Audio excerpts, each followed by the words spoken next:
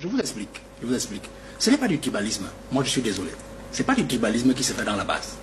Ce n'est pas du tribalisme. Quand vous regardez l'histoire du Cameroun, Lomba Mileke est un monsieur qui a été exclu d'abord par le colon, exclu par le pouvoir postcolonial au Cameroun des affaires de l'État. Je vous épargne tout le reste. La guerre dans le maquis et tout ça, c'était en pays Bassa et en pays Bamileke principalement. Et le colon avait fiché Lomba Mileke en disant c'est un frondeur. En d'autres termes, pour le colon, c'est que Lomba Mileke était resté parmi les populations camerounaises l'homme à la conscience la plus éveillée sur le nationalisme, sur la nécessité de sauvegarder et de préserver le pays pour les nationaux. Pendant que d'autres peuples s'adoucissaient, s'allongeaient, s'aplatissaient devant le colon. Donc il a été fiché, il a été exclu. Donc ceux qui ont pris le pouvoir après 60 ont exactement agi comme le colon. Aïdjo et tout, on a vu. Pays Bamoun, on a vu, pays Madjé, tout ça. Donc je crois donc, pas que je crois, quand vous regardez dans l'évolution, nos parents qui sont nés dans les années 40, 50, 60, c'est eux qui ont mis au monde ces enfants qui sont dans la basse. Donc ils les ont fait grandir dans cet esprit de Lomba Mileke est un exclu des affaires de l'État. Et comme Lomba Mileke était un exclu de l'affaire de l'État, regardez la fin d'Ogmo.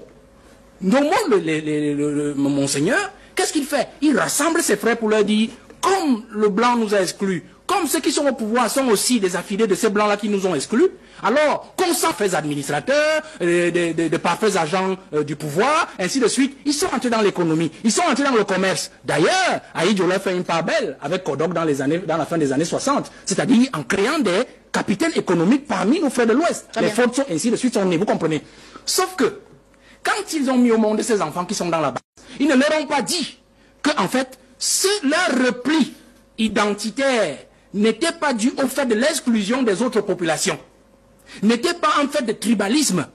Ils ne leur ont pas dit.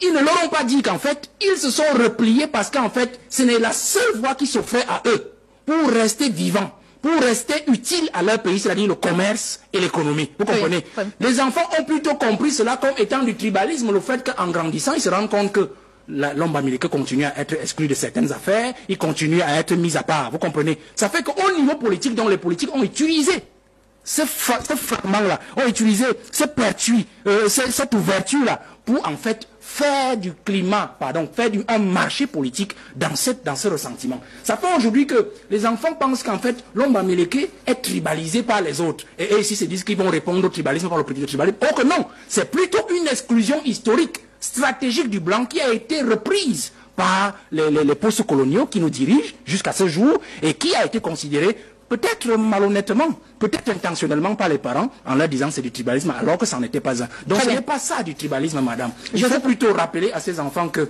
ce qu'ils font, pour moi... Vous avez analysé cette situation que l'on a vécue